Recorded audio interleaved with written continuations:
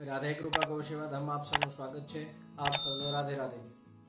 લક્ષ્મી, પૈસા વગર આપણે કંઈ ચાલતું નથી. આપણે વારંવાર કહીએ છીએ કે નાણાં વગરનું ના થયો નાણે નાથા લાભ. જેની પાસે પૈસો હોય ની આબરૂ હોય, જેની પાસે પૈસો હોય ને કોઈ બોલાવે, જેની પાસે પૈસો હોય એ જ સર્વસ્વ, યશ, કીર્તિ, મહાન પદ, પ્રતિષ્ઠા એનાથી જ મળે. આપણી મારી તમારી આ વિચારધારા છે. સાચી વાત છે? હા, હકીકતમાં એવું કંઈ હોતું નથી. પૈસા વગર પણ માણસ જીવી શકે છે, પૈસા વગર પણ રહી શકે છે. અને રામચંદ્ર માનસનું ઉદાહરણ છે કે સીતાજી જ્યારે ધોબીના કહેવાથી લવકુશ અને બંને ગર્ભમાં હતા, માં સીતાના ગર્ભની અંદર એ સમયે કોઈ સંતના આશ્રમમાં રહેતા હતા. અને જ્યારે આશ્રમમાંથી લવકુશનો જન્મ થઈ ચૂક્યો અને પાછા અયોધ્યાની અંદર જાય છે સીતા, એ સમયની અંદર સીતાએ કહ્યું ટૂંક સમય તમારે શું જોઈએ છે? મારી તમે સેવા કરી છે, તમે સાધુ સંતોએ, તમારે શું જોઈએ છે? આવી કપરી પરિસ્થિતિમાં અંદર મારી દુઃખી અવસ્થાની અંદર, દુઃખના સમયની અંદર તમે જે રાખ્યું છે તો બદલ તમારે શું જોઈએ છે? અને ત્યારે સંત મહાત્મા એક જ વાત કરી હતી, જીવનની અંદર જ્યારે સંસારિક વ્યક્તિ હોય, સંસારમાં જીવતો હોય, પણ ભગવાન તમારા દર્શનથી અથવા તમારા નામ જપ તપથી અથવા તમારી કથાઓ દ્વારા જેનું જીવન બદલાવા જઈ રહ્યું હોય, જેને જીવનમાં કોઈ અભિલાષા ના હોય, ઈચ્છા ના હોય, દ્રવ્ય પદાર્થ કે માયા એમને પકડી ના શકતી હોય, અને સંસારની અંદર તમારા નામ પર જીવવા માટે જે વ્યક્તિ નીકળી પડે અને સંસાર ત્યાગી અને તમારા મય બનવાનો પ્રયત્ન કરે, રામમય બનવાનો પ્રયત્ન કરે, અને જીવનમાં કોઈ દિવસ પૈસાની જરૂર ના પડે, લક્ષ્મીની જરૂર ના પડે, આ વરદાન આપ્યું તું માં સીતાએ. અને સાહેબ, નિયમ છે કે લક્ષ્મી વગર પણ દુનિયા જીવે છે. સવારે ખાલી સાંજની ખબર ના હોય, પણ તે છતાં ભગવાન આપી દે છે. મારે તમારે જરૂર પડે છે. પ્રાણીઓને, પક્ષીઓને, પશુઓને ક્યાં પૈસાની જરૂર પડે છે? એક સ્ત્રી ખૂબ વૃદ્ધ અવસ્થાની અંદર હતી, એના ઘરની અંદર, પરિવારની અંદર, કુટુંબની અંદર પૈસો નતો, છોકરાઓ ભૂખ્યા તરસ્યા સૂઈ જતા હતા. તે છતાંય મનમાં વિચાર કે ઋષિ મહાત્મા મળ્યા, ઋષિ મહાત્માને જઈને કહે છે કે મને કોઈ એવો મંત્ર આપો જેનાથી મારા છોકરાઓ કરશે કે કોઈ દિવસ સુવે નહીં. કીધું કે આ એનું મુખારવિંદ જોઈ એનું અવલોકન કર્યું ઋષિ મહાત્માએ, અને પોતાની કુટીરમાં જઈ અને કાગળમાં લખાણ લખી અને પીળા કપડામાં બાંધીને આપ્યું કે આને તારી તિજોરીમાં મૂકી દેજે, જ્યાં પૈસા મૂકતા હોય ત્યાં મૂકી આપજો. મૂકી દીધા. રાત્રિ આમનું શયન આવી ગયું, સુઈ ગયા છે છોકરાઓ સાથે. સવારમાં સોનાનો સૂરજ ઉગ્યો છે. આજે પૈસાની વર્ષા થવા માંડી. સવારમાં ઉઠ્યા એટલે દરવાજા ઉપર જ કોઈ ધનની બેગ, પૈસાની ભરેલી બેગ મૂકી દીધેલી.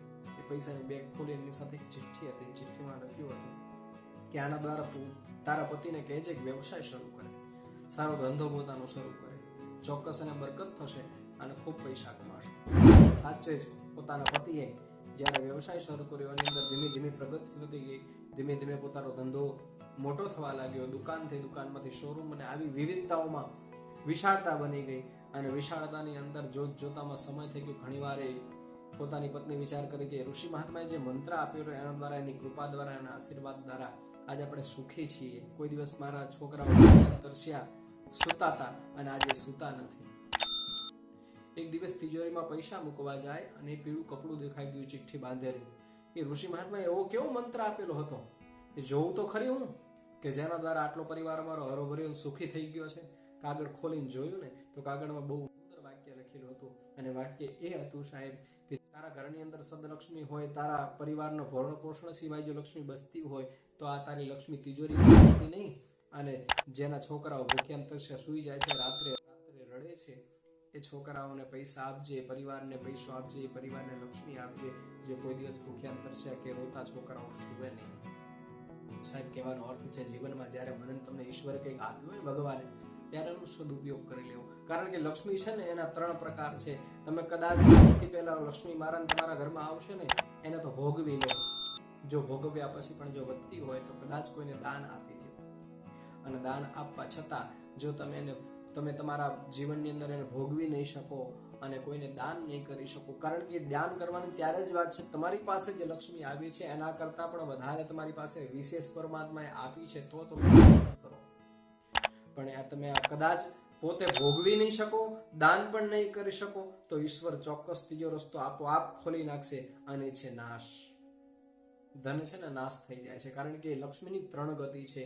ભોગવી લો એટલે વાપરવી, અને બીજા નંબરની અંદર દાન આપો એટલે પુણ્ય કમાવો, અને ત્રીજા નંબરની અંદર કંઈ નહીં કરો બેમાંથી તો ઓટોમેટિક ત્રીજા નંબરનો રસ્તો પકડી લેશે, અને છે નાશ. લક્ષ્મી આપોઆપ તમારી નાશ થઈ જશે. કોઈ દિવસ ક્યાંય કોઈના ત્યાં ટકી નથી, ટકવાની નથી.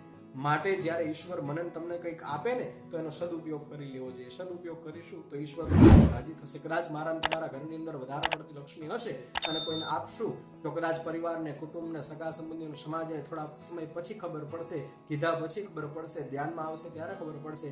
પણ ઈશ્વર આપણો છે ને, પરમાત્મા, ભગવાન, તમે જ્યારે મનમાં વિચાર કરશો મારી લક્ષ્મીનો સદુપયોગ કરવો છે, આ વિચારધારા ઉપરથી ભગવાન તમારી પર રાજી થઈ જશે અને તમારું પુણ્ય ત્યાં પ્રબળ બનતું જશે અને ત્યાં તમારા પુણ્યનો વધારો થશે. માટે લક્ષ્મી ઈશ્વરે આપ્યું હોય તો એનો સદુપયોગ કરે. આ કથા દ્વારા જીવનમાં એ શીખવાની જરૂર છે, ભગવાને આપ્યું હોય ને તો વાપરવો. આપ્યું હોય તો કોકને ઉપયોગમાં આવવું જોઈએ. કદાચ ના હોય તો વસ્તુ અલગ છે, પણ ભગવાને આપ્યું હોય આ દુનિયાની અંદર પુણ્યના, કર્મના, પ્રારબ્ધના હિસાબે, કારણો અનુસાર, તો એનો સદુપયોગ કરી લો.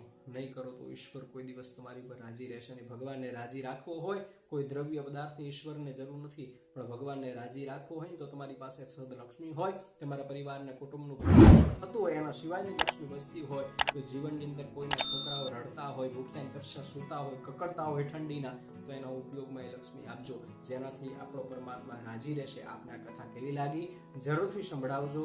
મારી રાધે કૃપા ગૌ સેવા ધામ ચેનલ આપ સબસ્ક્રાઇબ કરી હોય આપે તો અમારી ચેનલને સબસ્ક્રાઇબ કરજો, લાઈક કરજો, શેર કરજો અને આપને કથા કેવી લાગી કોમેન્ટ કરજો. આપ સૌનો ખૂબ સારો પ્રયત્ન છે, આપ સૌનો ખૂબ જ સારો રિસ્પોન્સ મળે છે. ખૂબ ખૂબ આભાર. આપ સૌને રાધે રાધે.